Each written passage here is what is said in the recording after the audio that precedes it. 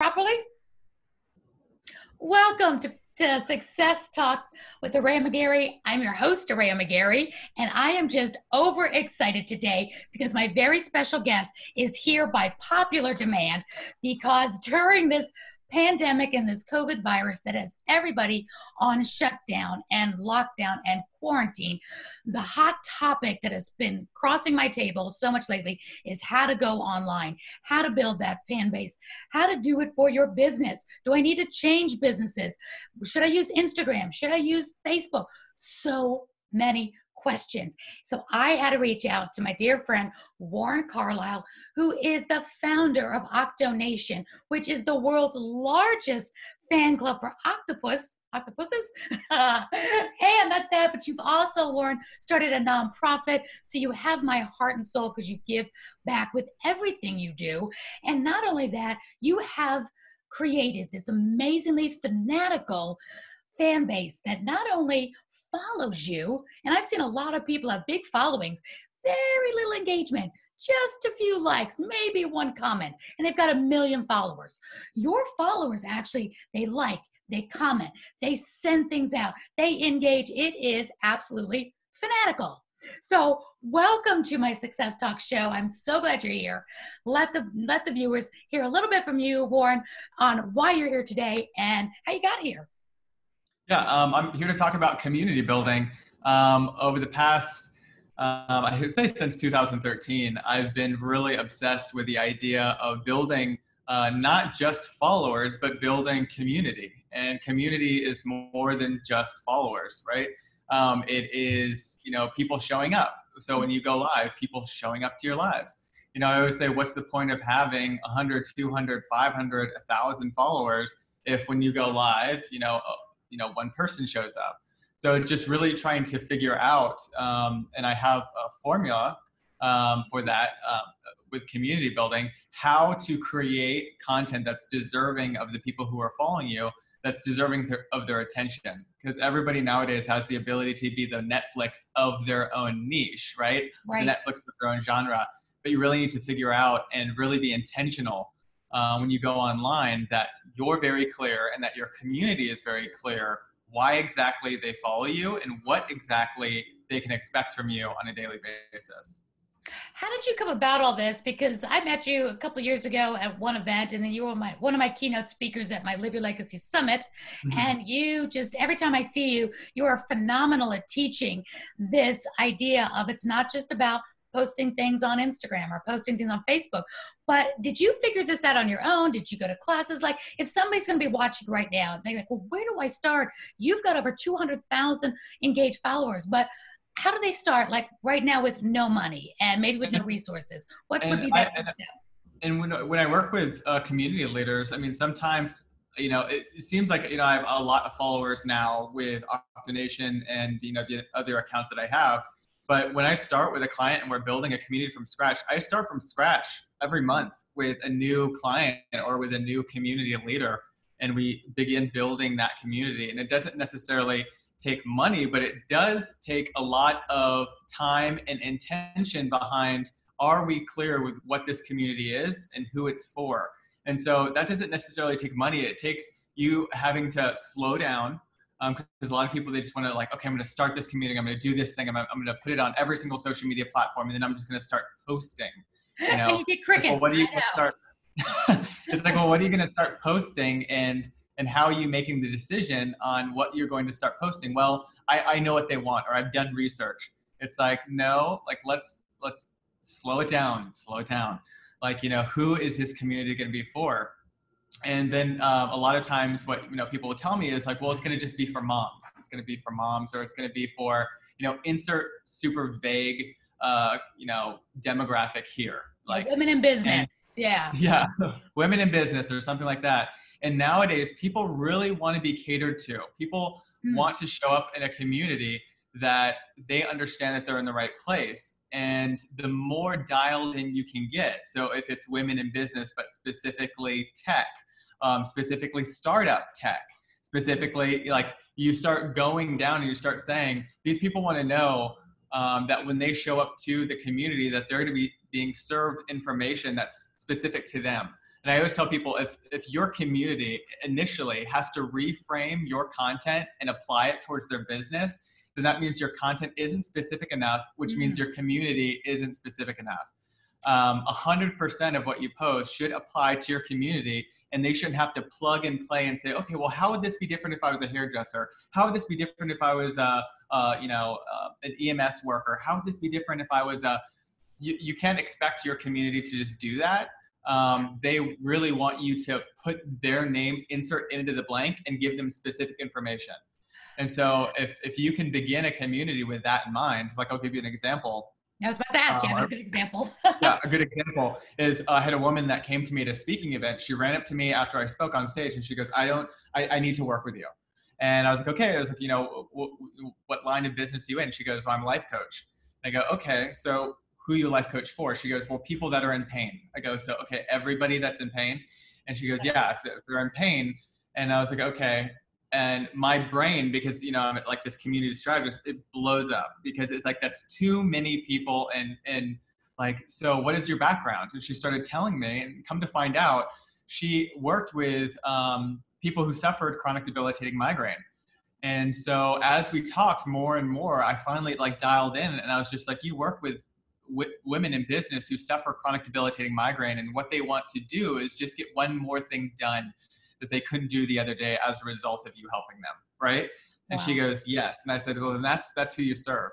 It doesn't have to be everybody in pain, because your specific niche or your background is specifically women who suffer chronic debilitating migraine, because she suffered chronic debilitating migraine ever since she was 2 years old.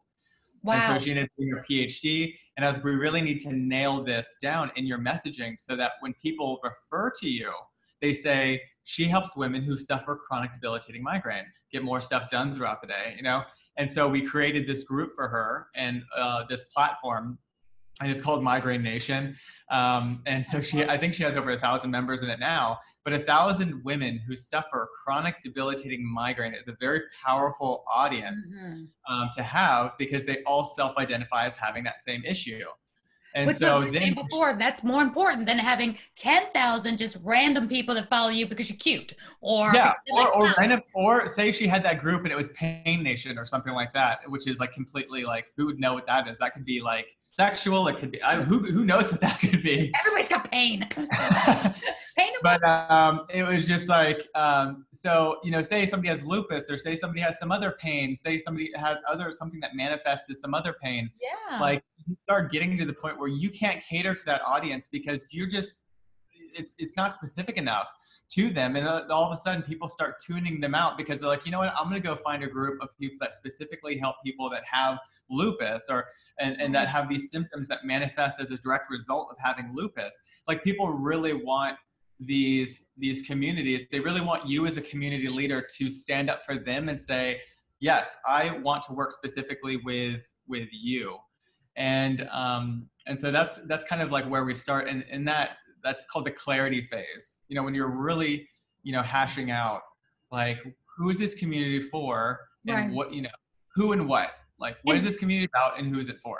And it's funny because when somebody comes up to you, I mean, who would think, you say, I'm a life coach and I deal with pain, and you immediately brought that down to that pain that she didn't even know she had. But I think most people's mindset is completely opposite, where you think the more I can give people and the more people I can serve, and I know I've been guilty of that. Let me serve as many people as I can.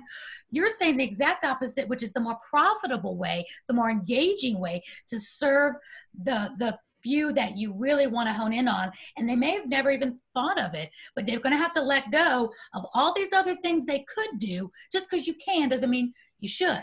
And most people think when they say that, they think, oh, I'm pigeonholing myself, or I don't want to shut all the people out that could benefit from my ability.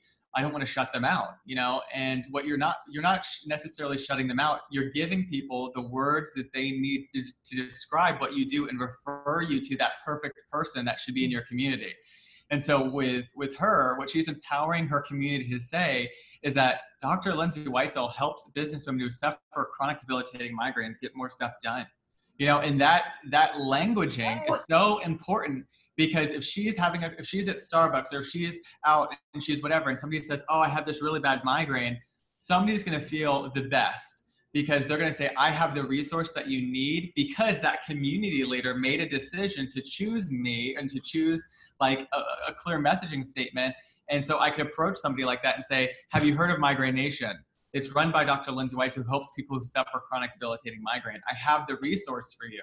But if she goes up to that same woman and she goes, oh, you're suffering pain? Oh, there's this group with people that suffer all sorts of pain, and it's run by this woman who helps people with all, it just sounds kind of a little bit loony. It does. Like it sounds like, you know what I mean? Exactly. Well, if you think about it another way too, just think of your hairdresser. When somebody compliments your hair, that's an easy referral. We know that my hairdresser does hair. It's just a lot of different ways, but hair, oh, your hair looks great today. Great. Or my barber, you know, it's a barber. My chiropractor. Somebody says, oh, my back is killing me.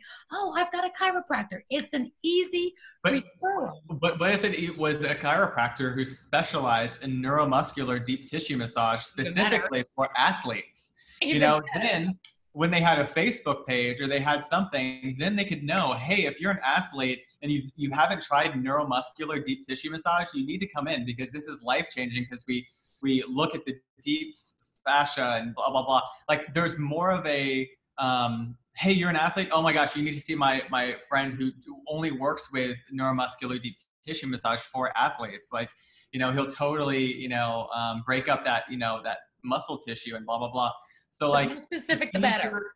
Yeah, it's easier to, and then that would get me excited. Like, oh wow, I'm an athlete. Wow, they specifically work with athletes. Wow, like I get more excited versus being like, hey, you need to see my friend. He's a massage therapist. It's like, cool. There's millions of massage therapists. Like, interesting. So how long did it, with using this formula, which is absolutely amazing, and we've heard it before, and this really just brings it home that yes, this is why it works. You just made these perfect examples. It makes perfect sense. So when you started out with your Octonation and building a community, if somebody was going to start today, they might be thinking, oh, it's too late for me. I can't get a jump on this.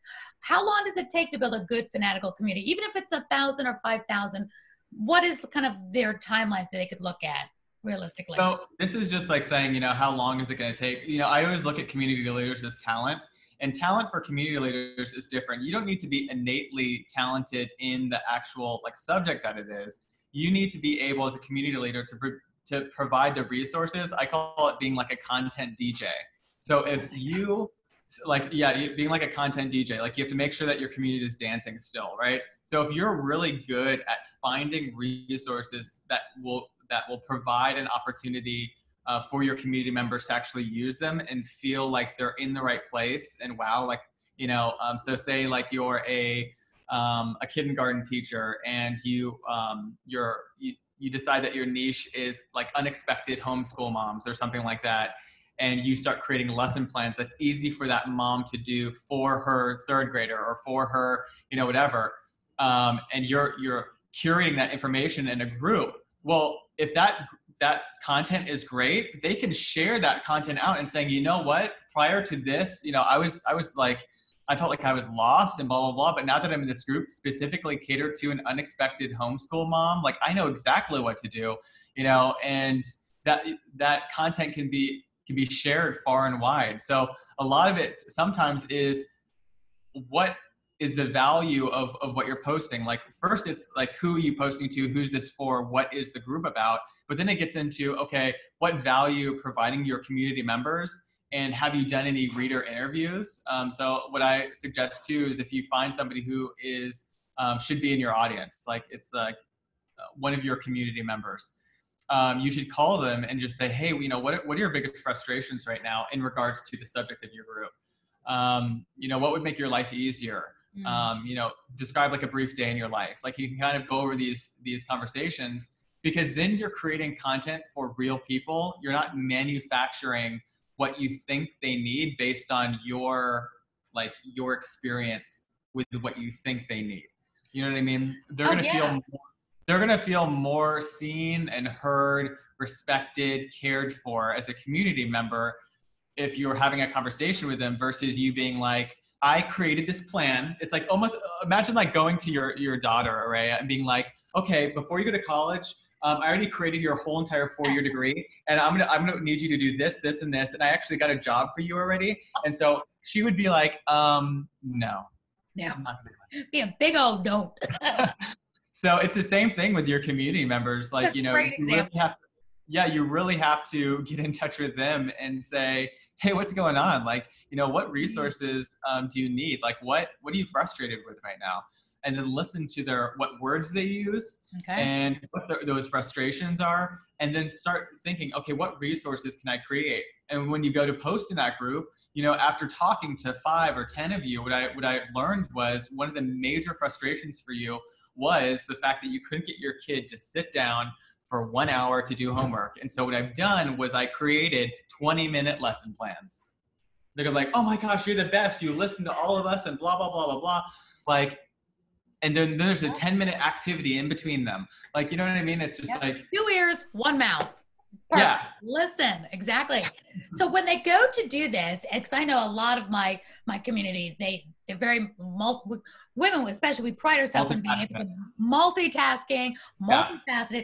So if you could give us all a tip before we even start sending out the survey, we've got to narrow down what that niche is. So if you were like a marketer or whatever, is there some questions we need to ask ourselves so we narrow this down for ourselves, that we say, okay, this is the expert lane I want to go in, when before I was just life coach? I would really sell yourself your own story. Like, imagine that you actually have to, and this is a thing that I tell many people to do, is right now call 3 of the people that you feel like know you the best. From a business standpoint, and say, how would you refer to me? How would you refer me if you knew somebody needed my product or service, right? Okay. And just don't say anything. Don't lead them on. Don't say, well, you know, whatever. Just listen to what they said. Just say, I just want to hear what you say. And if they are all over the place, they're saying, well, you know, this or that or this, or you can bake cakes, but you also, you know, whatever, then that means that you haven't taken control of the narrative of how you want to be presented into the marketplace. If there's not one cohesive statement that the people closest to you are saying, then we need to figure out how we empower them with that statement so that when they're anywhere, they know what that is. And so first I would start there, but then I would immediately go into, you know, sell yourself your own story. So with me, with, let's say it's just one of my businesses, with Dr. Lindsay Weitzel. Let's talk with Dr. Lindsay Weitzel. So her story is, she suffered chronic debilitating migraine ever since she was 2 years old. She has kids right now that unfortunately have migraine as well. She got her PhD. You know, she has a rich background in that area of study. She's worked with people to mitigate their chronic migraines. You know, so she has a lifetime of that. So when she's saying, I work with women who, you know, business women who suffer chronic debilitating migraines so they can get more done in their day, her background is that story. Right. And so it's almost just like when you have that like statement or you have that whatever, you kind of have to sell yourself. You know, it's just like, well, why you as far as a community leader?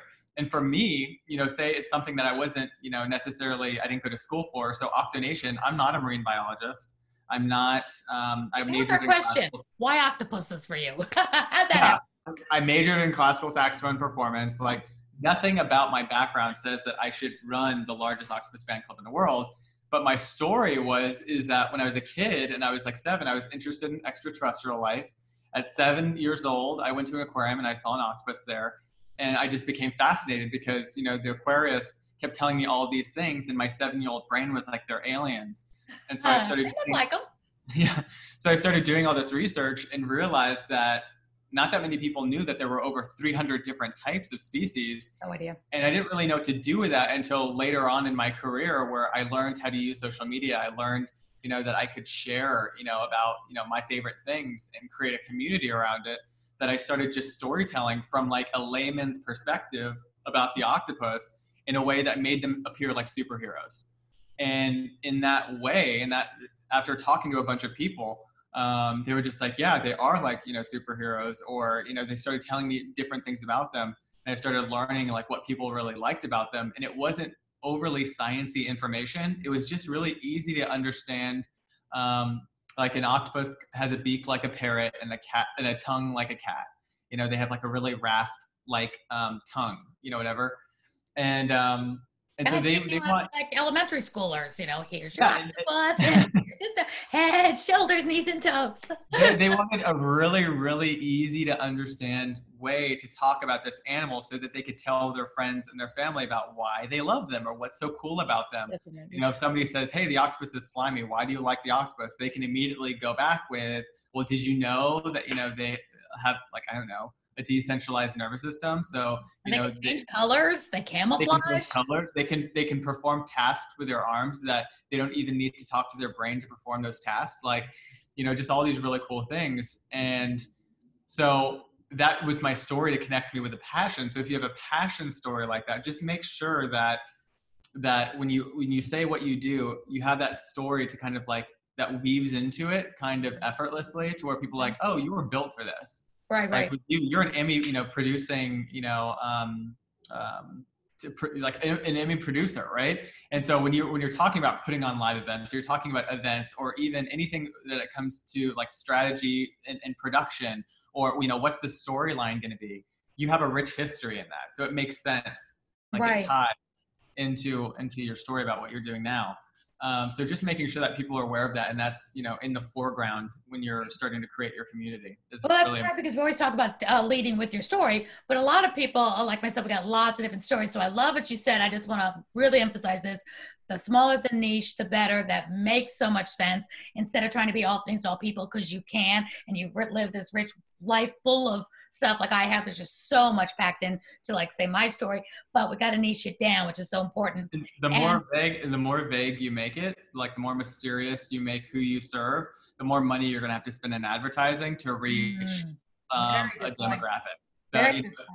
Your people will share your content if they know who specifically it's for. You know, like when somebody shares something, like say like a recipe, like say it's a recipe for a cake, and you see underneath that post just people tagging their friends because they're thinking about somebody who like loves those ingredients or is a fan of lemon, or, you know, whatever. You have to narrow your niche to the point where people go, oh, this would be perfect for my aunt. This would be perfect for this person I met the other day. Or it's keto, or it's, you know, something else, or it's vegan, or it's gluten-free. It's like, oh, I know somebody who's gluten-free or who's keto. So it's not just a cake now, it's a specific type. You know, there's specific things in it or not in it. So it makes so much sense. When did you start Octonation? How long ago? I started in September 2015 on Instagram. Just 5 years. Yeah. That's amazing. And then I founded the nonprofit about 2 years ago because there are people, just by virtue of doing the work that I do, that were just like, hey, how can I give you money? I'm like, money for what? And they're just like, well, I like that question. How can I give you money? How can I give you money? I was like, money for what? And they're just like, I just really want to support what you're doing. You know, me and my kid, we watch Octonation every single night before bed. So, you know, if there's anything that I can do to support you. And then I started getting more messages from more people saying, like, you know, is there a place where I can donate? And I guess they thought I was a nonprofit before I was a nonprofit. And I was like, I'm not set up to take anyone's money. And so then I founded the nonprofit, and now I'm raking it. What? Bring it in. Send me all the money. Because now we can do cool things like, you know, hire, you know, science writers to create more resources, more curriculum, put on more events. So it's a lot of fun. And how do people get in touch with Octonation? So you just probably sparked a lot of people that, oh, I want to help, I want to support. Where would they go? I know you're on Instagram, but is there a direct place they need to go? Yeah, if you just go to octopusfanclub.com, you can join our Facebook group there. And that's probably the easiest way to kind of get in and learn what we do. It's just, yeah, octopusfanclub.com. octopusfanclub.com. We'll put that in the comments when we're done with this, of course. I don't know how to do all the fancy annotations and all that, so we'll make it simple. It'll be in the description. It'll be in the comments. That'll be great. And, you know, it's funny when you talk about all this.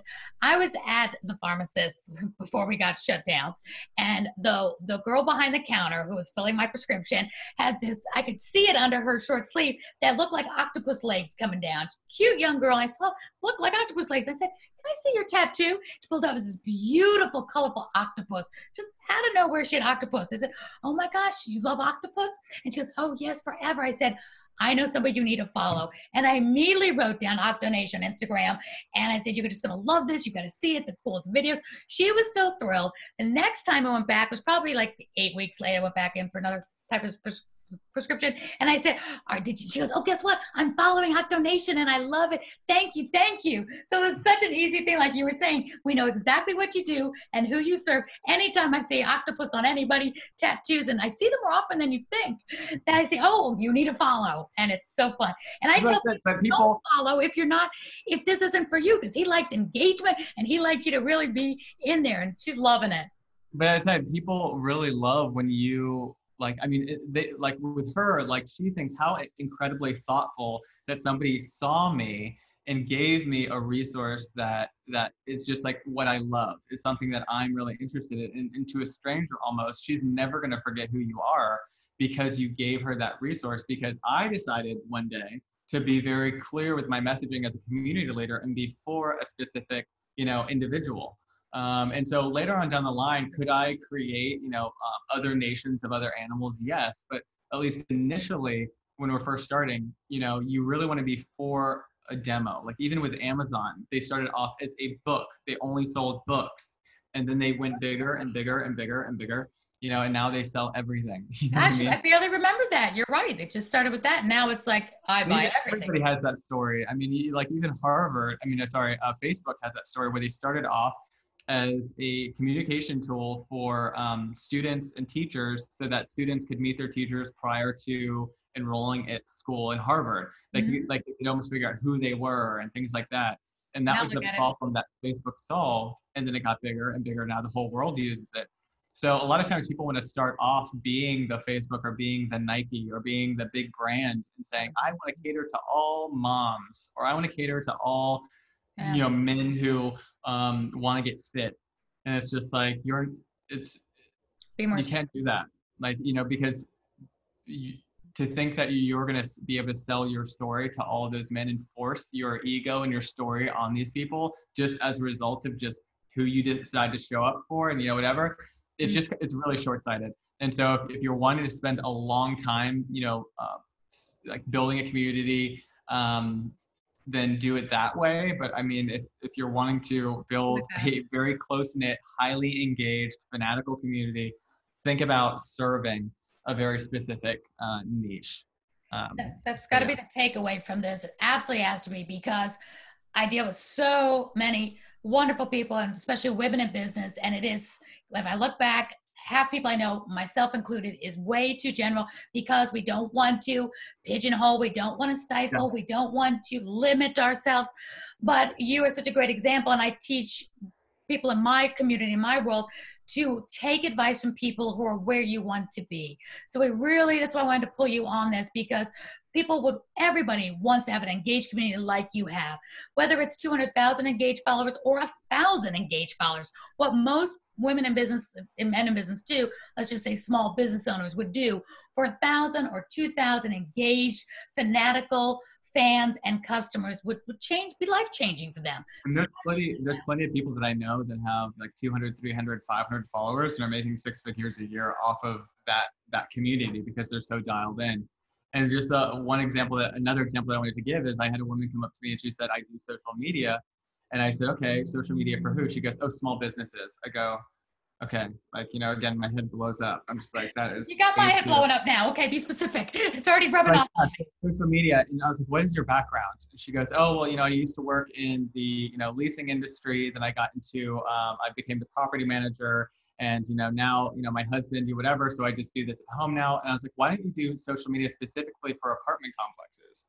Like, and you could just be an agency for apartments. You could develop a whole entire business. And I was, you already know that industry, the lingo, like you've worked in that space for years, like own that niche. And she goes, you can do that? And I go, yeah.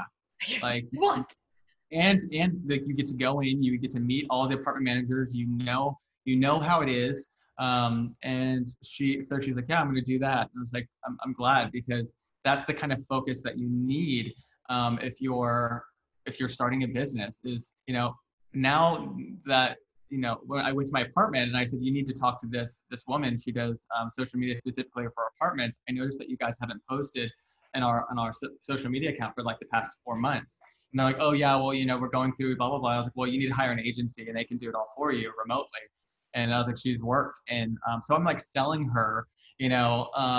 What she does now, who she helps. I'm selling her easily because I'm like, she already knows the lingo. She knows this industry. She's worked in it for like a couple of decades. Like it only makes sense that you hire an agency of someone like her just because that's her niche. And they were considering it only because of the experience that she had in the property management field. So it's just saying, like, look at your story, look at your background. Can you sell yourself to yourself? And if you're like, that's kind of a reach, or that's a stretch, it's like, okay, well, what resources can I compile for this community to build my authority? You know what I mean? So just think about it a little bit more, be a little bit more Oh, yeah. intentional versus just being like, I'm going to start this business, I'm going to create this group, and okay, Too much I need to spaghetti create against the wall. Too much yeah. spaghetti against the wall. And like I said, I think it's what most people think of, the more the merrier. And it's really not. And you've proven that it's not. You're showing the testimonials and you're showing the results of what a strong, solid community of you versus a whole bunch of people that aren't even buying from you or aren't engaged with you and just kind of scroll through. It's really what makes them stop and say, this is my tribe.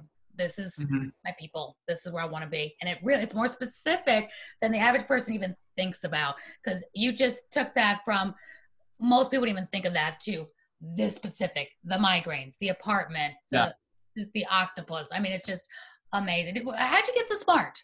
Your mama must be proud. She asked me a lot of questions. I remember like one of the things that I always use to this day is she always used to say focus group of one, meaning like I'd be like, Mom, kids at school are making fun of me, or I don't think people like me, or I think my teacher doesn't like me. She'd be like, okay. She goes, did you ask your teacher? And I was like, well, no, why would I ask my teacher if she didn't like me? Or like, why would I ask these kids? She goes, well, you can't always be focus group of one, meaning you can't always just be in your head thinking that something is going on and not checking in with the person that can give you that answer and give you that freedom so that you don't have to be like a slave to your own mind, right? Okay, so your mama's the smart one. I like mama. Yeah.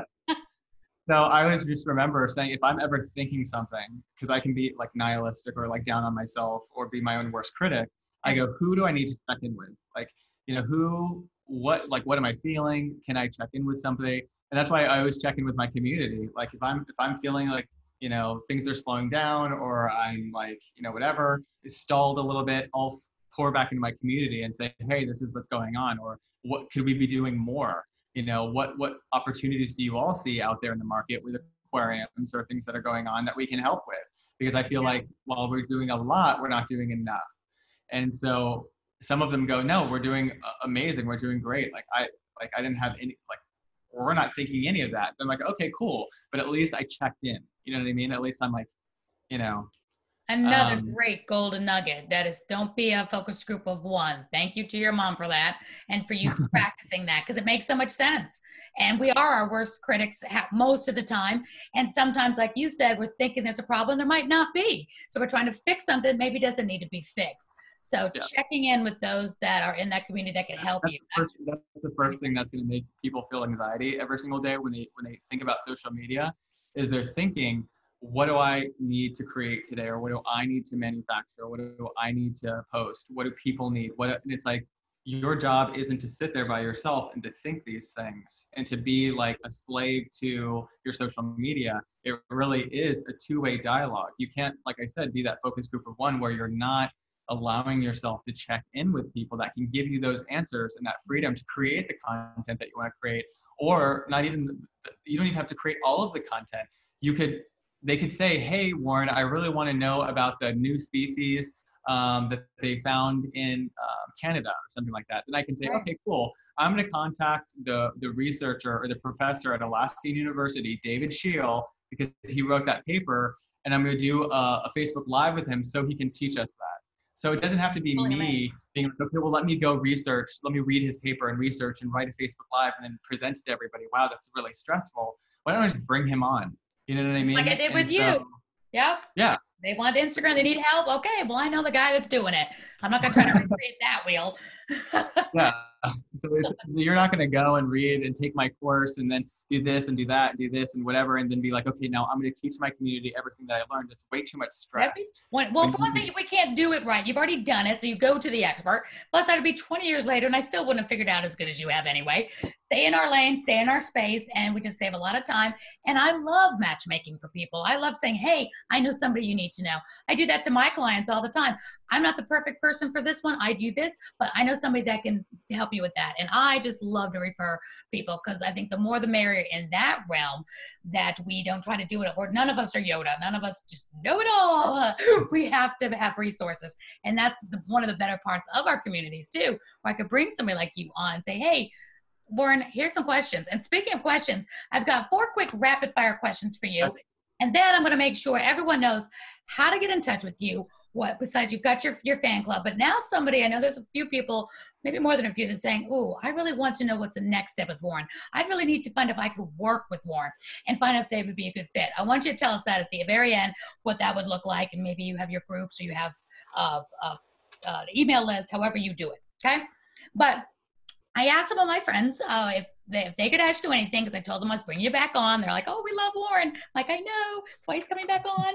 So they had a couple quick questions. So we'll do this kind of rapid fire because it would take a long time to explain it all. But the first one was, can you live stream from Facebook to Instagram? No. Okay. So I didn't think that was an option. Not at all. Okay, perfect. So the answer is no. So there's the answer for that one. Okay. So if you want to stream, it's like you could either stream from your iPad. You can stream from, like, say you're on your computer. You can stream on Facebook and then have your cell phone stream on Instagram at the same time. But yeah, so you'll want to, they call it like dual streaming or dual casting. But yeah, you can't do it from one central location and stream 2 different. As of right now, you cannot do that. Right, just doesn't automatically. Like I'm automatically live streaming from my Zoom to Facebook to Twitter to LinkedIn, but it doesn't do Instagram. So it's kind of and I have 2 opinions of that. You don't want everything that you stream on Facebook. It's not the same community on Instagram. You got some different things, but I like your idea. You could multi-stream with putting your cameras on you, and that one's just going Instagram. But if it makes sense, yeah, like you said, if it makes sense for the communities that you're streaming to. Obviously, with LinkedIn, maybe we'd ask a little bit more like business questions or something. Like you just have to play to your audience. Like exactly. And you can multi-purpose. You can pull things out of a live stream and then upload it to the proper places, so you can multi-purpose stuff. So the easy answer is live stream to Instagram from Facebook is a no. Okay, what tools help you best, whether they're free or paid apps, when you're using your Instagram or Facebook? Are there any third-party apps that are a must-have right now as people are trying to really kick it up a notch? I really think the more simple that you can make it, if you get into a situation where you think that things have to be overly produced from the get-go or from the start, then it's going to keep you from cranking out content. So I would say that if you're, depending on what stage you're in, if you're in that stage where like you haven't created it or you're not creating content because of that reason, you're like, oh, well, this could be better, or I'm comparing my content with XYZ, then just use the Instagram natively. I mean, I would say that I sometimes will use an app to edit like my photos, like I'll blur out some areas or, whatever. And there's an app called Snapseed, like SNAP. Yeah, so I use that, sometimes, but I would say for the most part, the content that I do is just a video straight to thing. It's easier to get the information out than it is to post-produce it. So if you're not at the point where you're spending more time post-producing than you are filming something, then stop that and just push it out there and go on to the next thing, and you'll get better, over time. So do you use a calendar to pre-calendar your Instagrams? I actually don't. I don't schedule any of my content on Instagram. It's what you can do with Instagram is you can do something called save a draft. So if you are on Instagram and say you go to the point where you upload the photo, you type the caption, if you click back twice, it'll say, do you want to save this draft? And you can save multiple videos and photos as drafts, so that if you're out somewhere and you're like, oh, wow, I didn't post, you can have 3 or 4 posts that you have in your drafts that you can immediately just click next, next, next, and upload it. Great. So, so you're not, So that's an option that you can do, is just save your completely finished posts as drafts, and then if you're out somewhere and you're like, oh, wow, yeah, you can just upload it very quickly. So you go like you're doing the post, completely everything, and then just don't post it, go back, and it'll say save as draft or discard, I think. Save as draft. Yep. Great idea. That's easy. I love that. Okay, what about now? You do a video. They said what's the best? They see people posting videos like you do, and other people posting posts, and a little both. What is the difference? Is there a yes or no answer on that one? Should you do video or should you do still pictures? So I would say that it's more important to optimize for engagement, meaning you want likes and you want comments on your posts, because engagement is what drives distribution, meaning Instagram will push and Facebook will push out your content to more people if people are what they perceive as having a meaningful interaction or meaningful conversation, which means in the first 3 lines of your captions, I want you to intentionally facilitate a conversation and it not be a yes or no question. I want it to be like an open-ended question. And so the more you can intentionally facilitate conversation means more comments, which means Facebook is going to push it and Instagram is going to push it out to more of your community.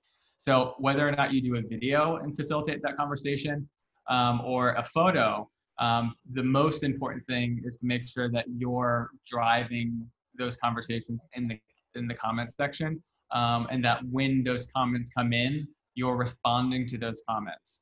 Because that's another thing that they look at is this community, does this community leader have an account that has a soul, or is this a soulless account, meaning it's just a syndication account? And that's definitely things they consider. I love that. And how does somebody on Instagram submit a video? Like if somebody was, a scuba diver and had a octopus video, how would they submit it to you?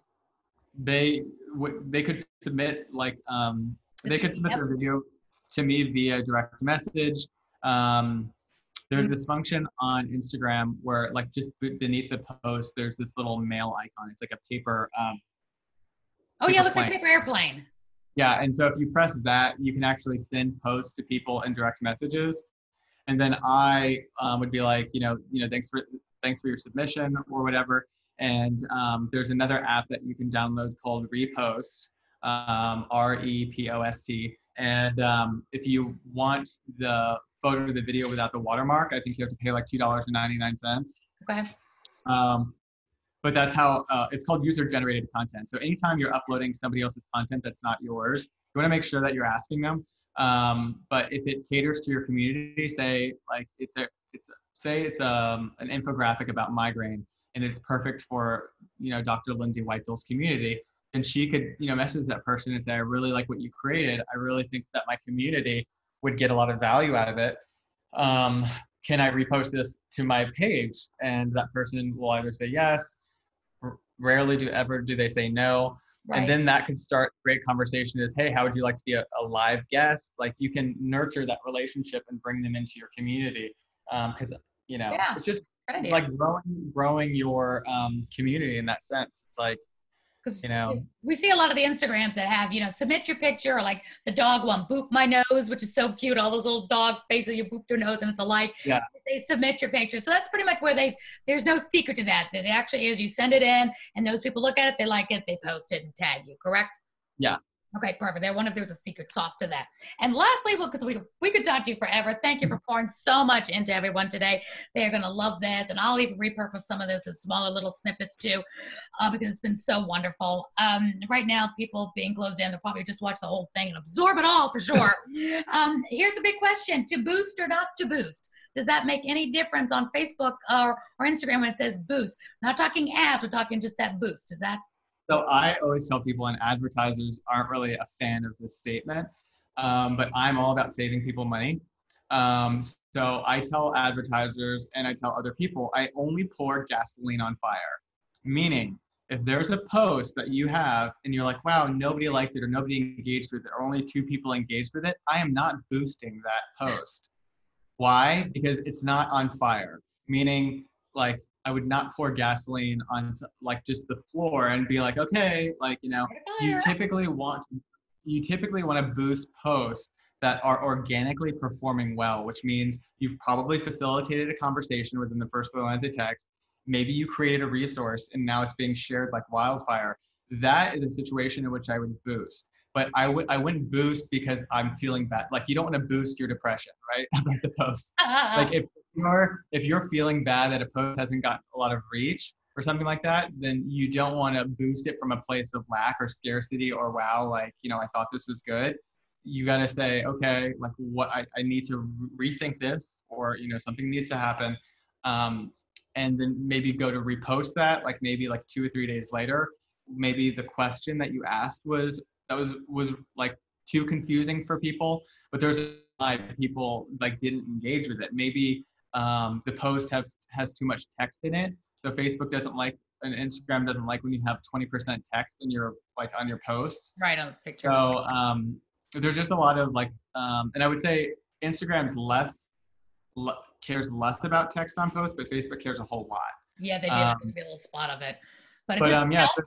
So if you have a really engaging, which again, you made me think the opposite. You would think if something's not getting engagement, oh, let's boost it. But you're right. Don't pour the gasoline on. There's not a fire. It's so smart. Yeah, so smart. You only want to pour gasoline on fire. So I love that. But does it make it? So let's say you have one that's really kind of doing well. It's better than you expected. And it's on Instagram. Should you boost it? Does that help? I would say yes, because what you're basically signaling is that, oh, this post is performing well organically, so I'm excited about this post. If you're not excited about like a post because it's performing poorly, then it's just like, I don't know, like, don't try to raise the deck. Like putting your money on a singer who, like, really can't sing, and you're really trying to get their career up. It's like nobody likes them, and it's just like, it's like just a bad performer. Like, it's just not working. All right, so no boosting bad performers. And that happens to me all the time. Like, even to this day, I've posted thousands of posts, but sometimes I'll post something and it'll miss. Mm-hmm. People won't get the question, that, like, I'll think I'm being like funny or something like that, and it'll miss. And I'll have to be like, okay, like I'll take the L on that one and I'll redo it and I'll make it better. So it's not like every post that you make, like, you have to remove your ego from it. Like, it didn't work for you today. Well, thank you for letting us know that you're human and that we can fail forward to success, and you've done it before. So thank you, because we all just think you're just the best and perfect, and we want to do it all right. But you just gave us the permission to fail forward. And if it doesn't work, it's okay. Get the ego out, try again, retweak. And sometimes it's not throwing away the baby with bathwater. Sometimes it might have been a good idea, but you need to just rewrite the question or the comment to see if you can engage them. So that's perfect. And I saw Matthew join in. Hey, Matthew.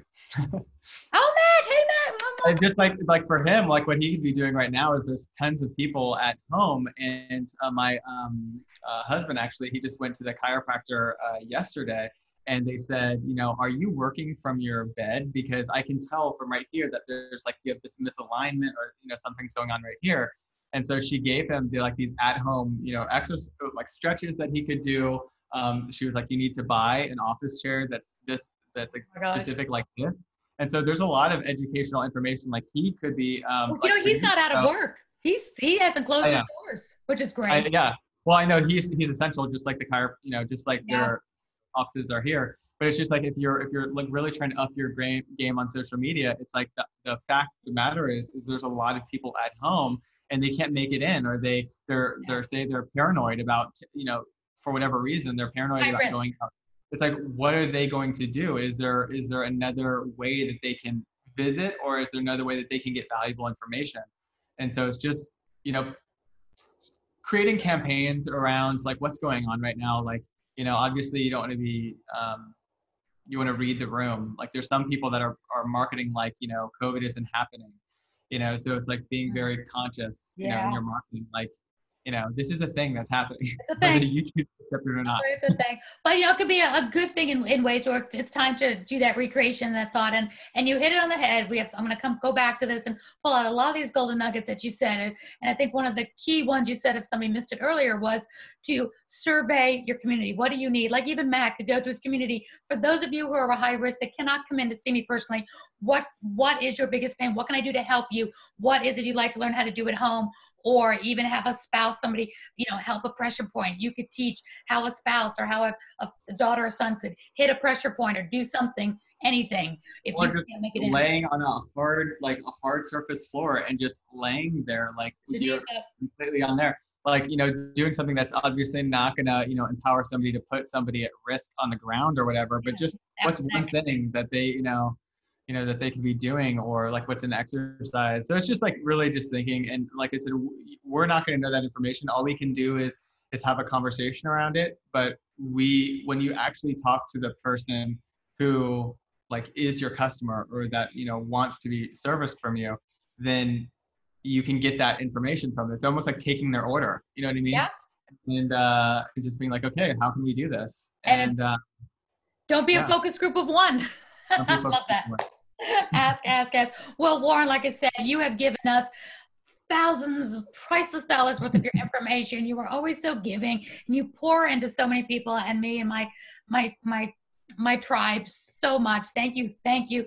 I know people are going to get a lot out of this, but the next vital question is, what are you doing right now where we can, if somebody wants to work with you, do you work now with people in groups? Do you take on private clients? What are you doing? And how can people now tap into you after you just poured into us for free?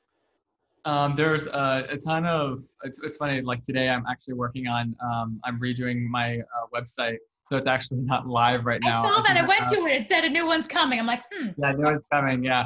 So I'm sending them all the information for it today. But my website is my first name and my last name.com. So warrencarlyle.com. But right now, if you go there, depending on when you're watching this, in there's going 10 to be days it's supposed to be ready or something? yeah.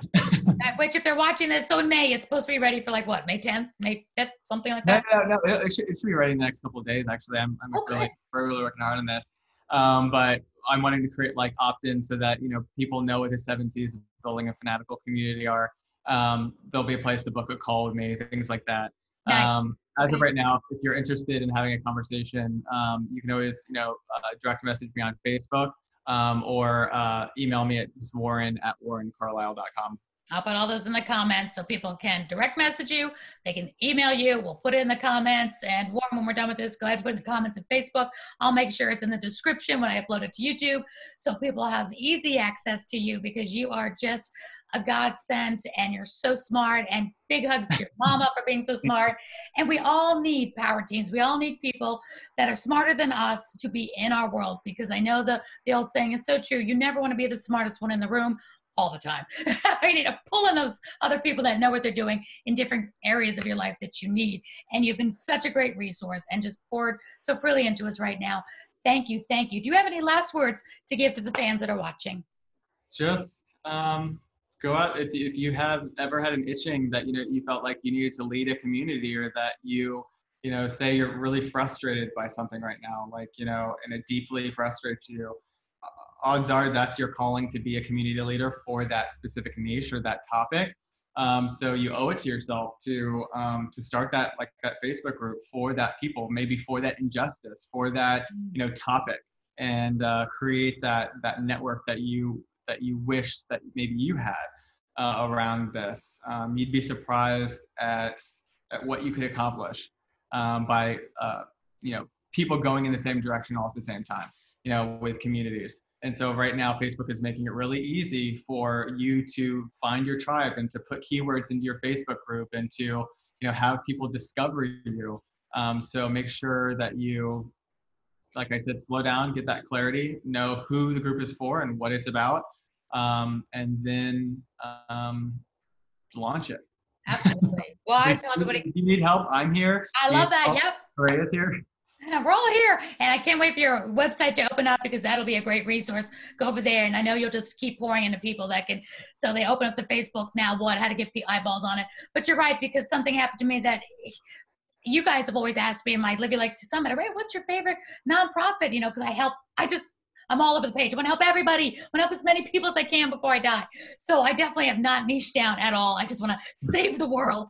But during this pandemic, it was weird. Out of all the nonprofits that I've helped, the animals, the women, the cancer, everyone, yes, come to me and I will take in your sick and you're homeless. I love to help them all.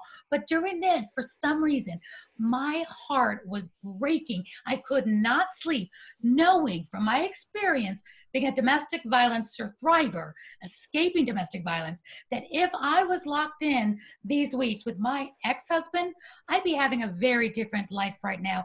And my days would not be the joy that they are right now, being locked in with Brian and my girls and just, bad, and the people that are so good to me, because my life was not always like that.